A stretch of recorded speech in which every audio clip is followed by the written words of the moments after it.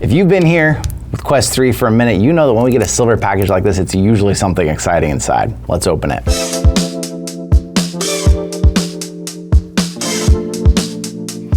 Small, sharp unboxing knife is the safest way to cut anything open, as you know. Companies keep really testing me with the tape. I just really want one of them to confirm that they're doing this intentionally. BD3-C charging dock. Now, you know I've talked about this before. BoboVR names get a little wild. BoboVR dock. Quest 3-C now includes the charger. So this is basically the same dock that we've had all this time, but now if you want one, at least in the US with the US plug, it includes a 100-watt charging brick. Because you know we went around with a couple of them trying to find one of these for it, and they are expensive. So it's no surprise that this is $80, still not including a battery, where this one was only $40 without any batteries with it. Comes with your sticky pad that I should be using so that thing wouldn't slide around my desk. The problem is my desk is too variable, so I never know what's going on. Their 100-watt rated cable, it even says 100 watt on there, on something that you're really gonna wish you could remove easier. I think you're not technically supposed to remove these, but I always do. It's a little short, 3-footer. I kind of thought they'd go a little bit longer with it,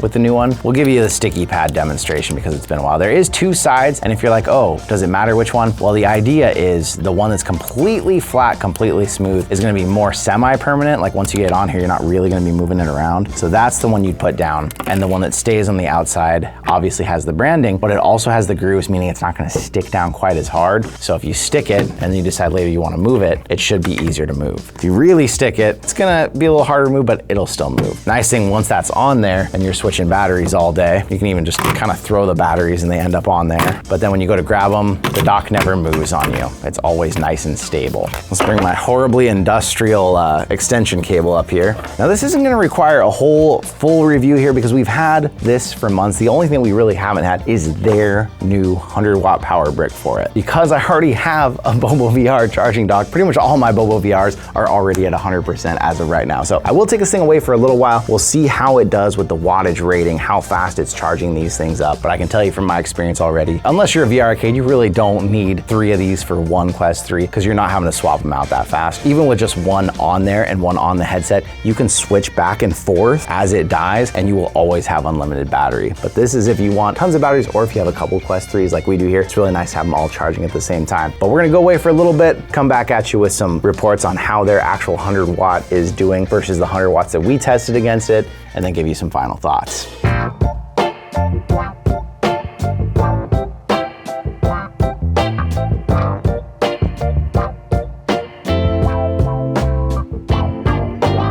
We're back after some time, draining out some batteries, playing with these things, and let's show you real quick what happens over here. So we got 3 batteries that are near drained. This is the old charger with the 100-watt, actually a laptop charger we had to find for it. So when you put on 3, you see it amp up. The dot will tell you which battery is the most charged in case you need to quickly grab one and use it. And then it'll tell you how many total watts it's pumping into all of them simultaneously. And as you can see, that one maxed out around, we've seen it go up near 90. So let's see what the same one's doing now with the BoboVR brick. These are running on the same cable and everything. So surprisingly, we're still getting more power out of the laptop cable that claims to be 100 watts. So interestingly, it kind of brings us back to the original problem we were having. Remember in that first video where we first reviewed this, we tried multiple different 100-watt rated power bricks we got on Amazon, and we kept finding that none of them were fully utilizing the power of the dock. And even though if you look at these side by side, the specs here, both 100 to 240 volt, both 50-60 hertz, so they should work anywhere. 2.5 amp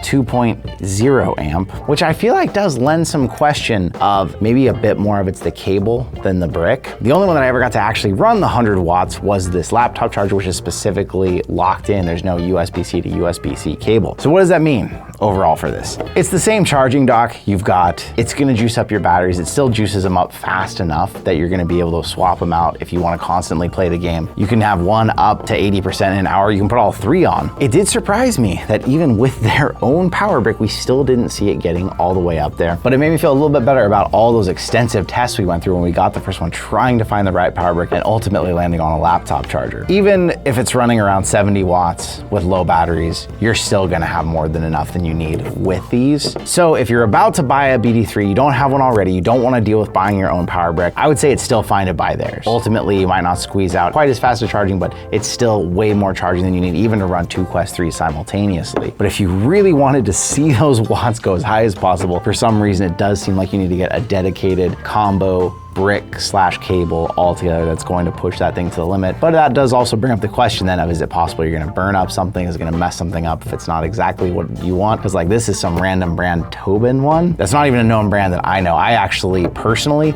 use that Anker charging brick with my one at home, even though it wasn't getting nearly as high a wattage as these were, because I trust the name Anker a lot more. The other big question now, even though we already have this one, is just recently they launched the new D3 charging dock. So now there's a whole new dock that actually allows you to charge the headset itself along with one battery at the same time, and it can wirelessly charge controllers, meaning different grips can be charged through it. Their grips can be charged. So the bigger question now is, if you haven't already gotten one of these, is it worth getting one of these now or waiting for that? Personally, I'd say if you have 2 Quests, you don't really care about having the Quest itself charged as long as you have batteries ready to go. You could still get one of these and then you could run both Quests simultaneously. But really, if you have 1 Quest and just 2 batteries, that new dock, you'll have one on the dock ready to go and your Quest will be fully charged. So you take the one off the dock, you pop it on your headset, and then you can put your spare one on there to charge while that's happening. And then 2 hours later, you can switch them back and just keep doing that number for as long as you want. So ultimately at this point,